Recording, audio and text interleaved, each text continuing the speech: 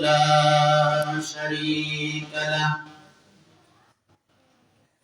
ونشهد أن سيدنا وسندنا وحبيبنا وطبيبنا ومرشدنا ومولانا محمد الذي أرسله بالحق بشيرا ونذيرا وداعيا إلى الله بإذنه وسراجا وقمرا منيرا أما بعد فقد قال الله تعالى في كلامه المجيد والفرقانه الحميد فأعوذ بالله من الشيطان الرجيم إن الله وملائكته يصلون على النبي يا أيها الذين آمنوا صلوا عليه وسلموا تسليما اللهم صل على محمد وعلى آل محمد كما صليت على إبراهيم وعلى آل إبراهيم إنك حميد مجيد اللهم بارك على محمد وعلى آل محمد كما باركت على إبراهيم وعلى آل إبراهيم إنك حميد مجيد رہے میرے مسکن حوالی کعبہ بنو میرے مدفن دیار مدینہ بلغ العلا بکمالہ كشف الدجى بجماله حسنت جميع خصاله صلوا عليه وآله সকল প্রশংসা সেই মনিবের দরবারে যিনি অত্যন্ত মহব্বত করে ভালোবেসে আজকে পবিত্র জুমার দিনে আমাদেরকে আল্লাহ সুবহানাহু ওয়া তাআলা তার ঘর মসজিদে নিয়ে এসেছেন এজন্য শুকরিয়া আদায় করি জবান খুলে ভক্তি ভরে বলি আলহামদুলিল্লাহ মুহতারাম হাজিরিন আমাদের একদম সন্নিকটেই পবিত্র মাহে রমাদানুল মুবারক এই মাসের প্রস্তুতি আল্লাহর রাসূল আর 2 মাস আগে থেকেই নেওয়া শুরু করছেন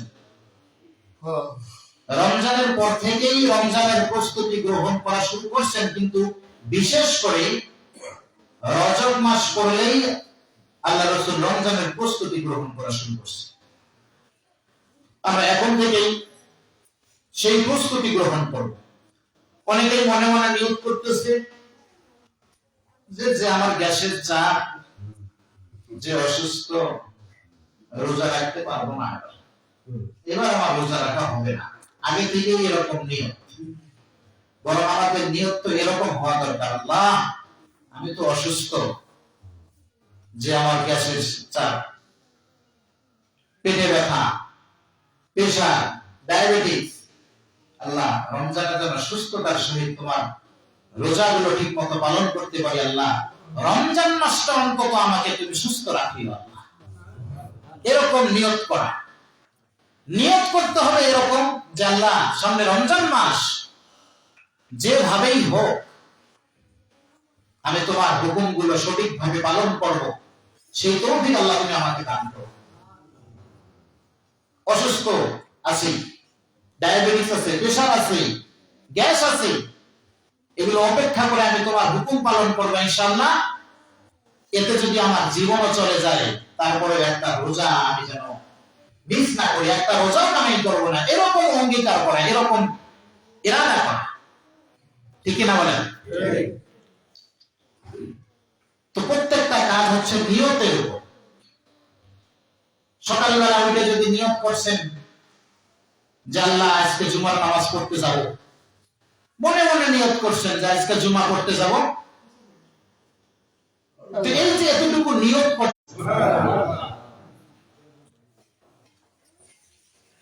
তাহলে সে এই না আসার আগ পর্যন্ত, ওই নিয়ত করা থেকে ওই পর্যন্ত যতগুলো কাজ করছে সবগুলো আল্লাহ তাআলা ইবাদতের মধ্যে গণ্য করে নেবেন। শুধুমাত্র ওই যে নিয়ত করছেন, নিয়ত করার কারণে সবগুলোই ইবাদত হয়ে গেছে এবং সবগুলো কাজের বিনিময়ে আল্লাহ তাআলা সওয়াব দান করছে। এজন্য রমজান আসার আগে থেকে নিয়ত এরকম করতে হবে যে আল্লাহ যেভাবেই হোক এবার আমি 30টা সিয়াম পালন করব, রোজা আমি পালন করব, অসুস্থ তারপরেও আমি তোমার হুকুম অমান্য করব না, যেভাবেই হোক রমজানে 30টা রোজা পালন করব।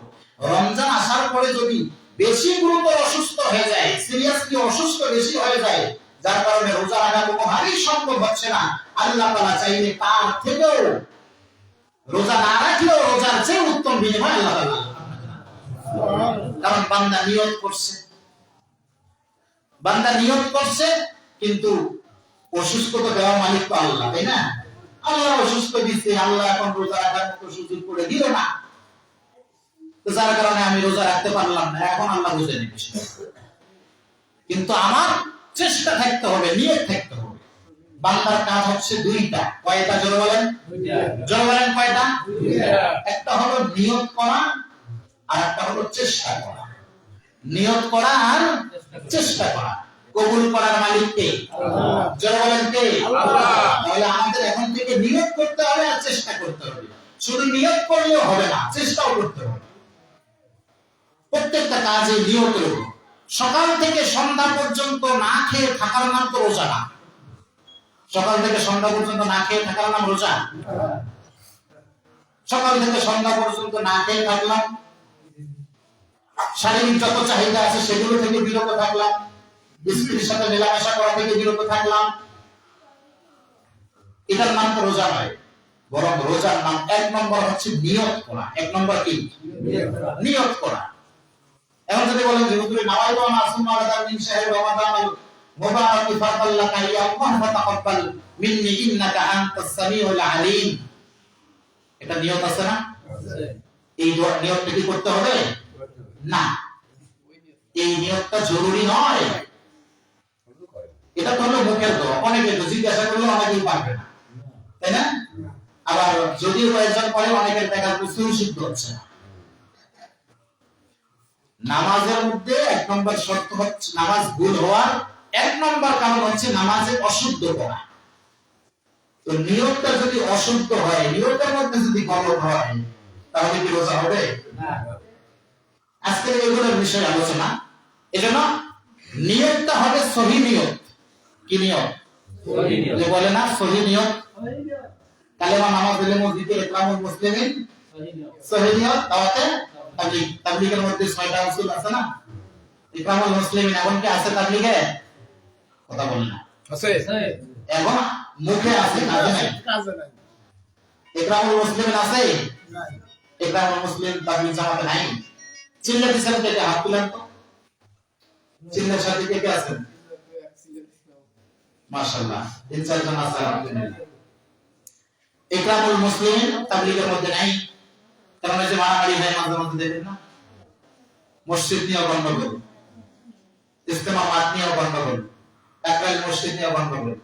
তাহলে ইকরামুল মুসলিমিন, মুসলমানের ইকরাম করা থাকলো তাবলীগে। জোর মিল মহব্বত, ক্ষতি থেকে হেফাজত, হইতে না হয় বেইজ্জত, এরকম ডায়লগ আছে না? এখন কি ওটা কাজী পরিণত আছেই? কাজে নেই। জোর মিল তো মহব্বত নাই। ক্ষতি থেকে হেফাজত আছে, বরং ক্ষতি এমন ক্ষতি হচ্ছে মানুষের জীবন চলে যাচ্ছে। সহি নিয়ত করতে হবে সহি। এজন্য নয়তো আসুমা বাদাম এটা বলা জরুরি নয়, এটা বলতে হবে না, বরং নিয়তটা অন্তরে অন্তরে করা। নিয়ত কিন্তু অবশ্যই করতে হবে, মনে রাখবেন। সেহরি খাওয়ার পরে আপনি নিয়ত করলেন যে আল্লাহ আগামীকাল আমি রোজা থাকবো, মনে খেয়াল করলেন, চিন্তা করলেন, এটাই নিয়ত। জবান দিয়ে বলার দরকার নাই। কেউ যদি বলে আলহামদুলিল্লাহ বলবে, সমস্যা নেই। কেউ যদি না বলে তাহলে কোনো ক্ষতি নেই, কোনো সমস্যা নেই। সুতরাং রোজার 1 নম্বর হচ্ছে নিয়ত করা, আর দ্বিতীয় নম্বর হচ্ছে সুবহ সাদিক থেকে সূর্যাস্ত পর্যন্ত পানাহার, মানে কোনো পান করা যাবে না, কোনো আহার করাও যাবে না। পানাহার এবং স্ত্রী বিলামের সাথে নিজেদের শারীরিক চাহিদা থেকে বিরত থাকার নামই হচ্ছে রোজা। তাহলে 1 নম্বর কি? নিয়ত করা। 1 নম্বর কি?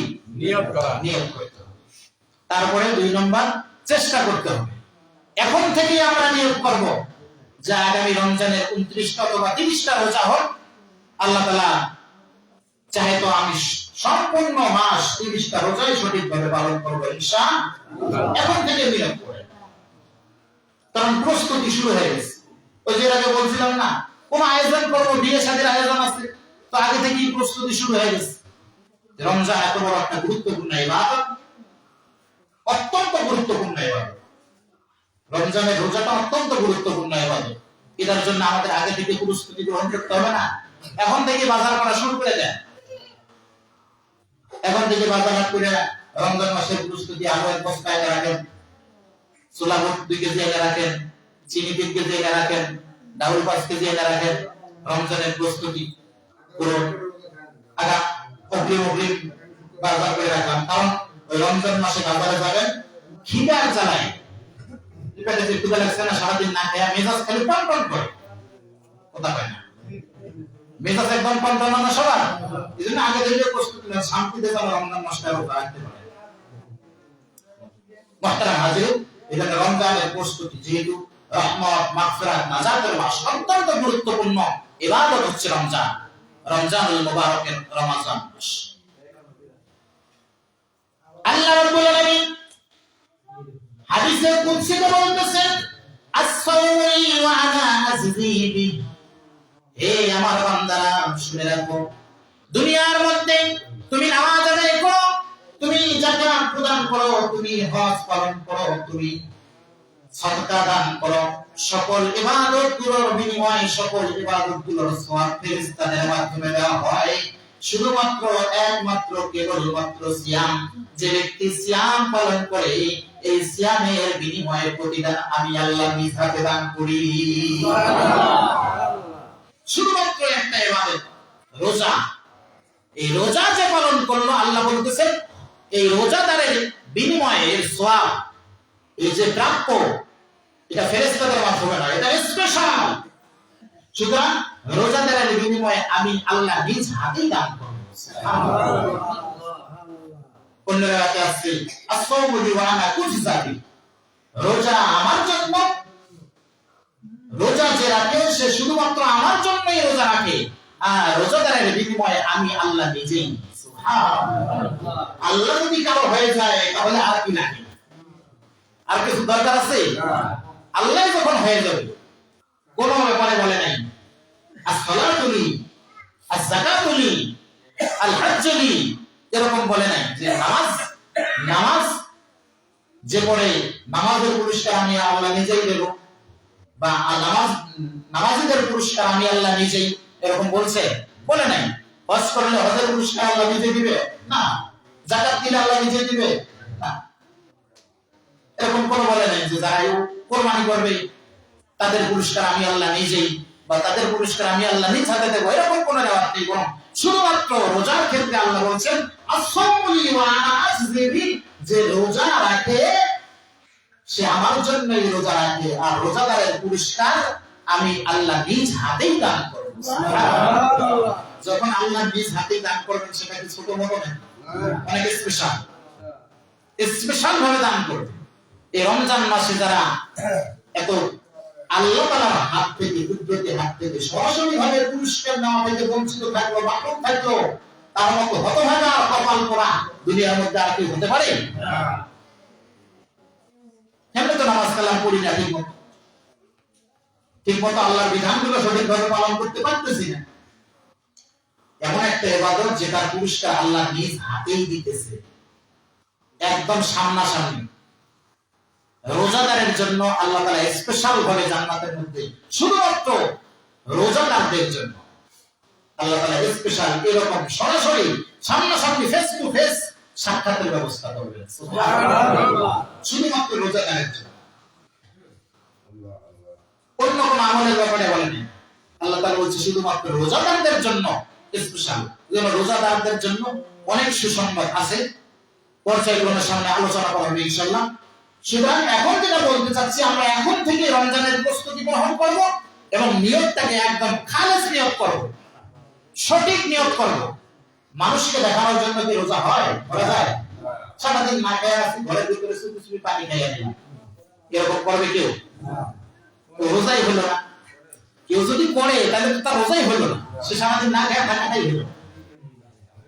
চুপি চুপি কি বলে পানি খেয়ে দিল, তার মানে তাহলে রোজা হলো তার। এজন্য আমরা নিয়ত করব যে আল্লাহর জন্য, শুধুমাত্র আল্লাহর জন্য আগামী রমজান মাস সিয়াম পালন করব। সকলে বলেন ইনশাআল্লাহ। সকলে হাত তুলে একটু আল্লাহকে দেখাইতে বলেন আল্লাহ। আগামী রমজানে বলেন, আপনার সাথে বলেন, আগামী রমজানে সম্পূর্ণ রোজা, সবগুলো রোজা সুস্থ মতো যেন পালন করতে পারি, আল্লাহ আমাদেরকে সেই তৌফিক দান করুন। সকলে বলেন আল্লাহুম্মা আমিন।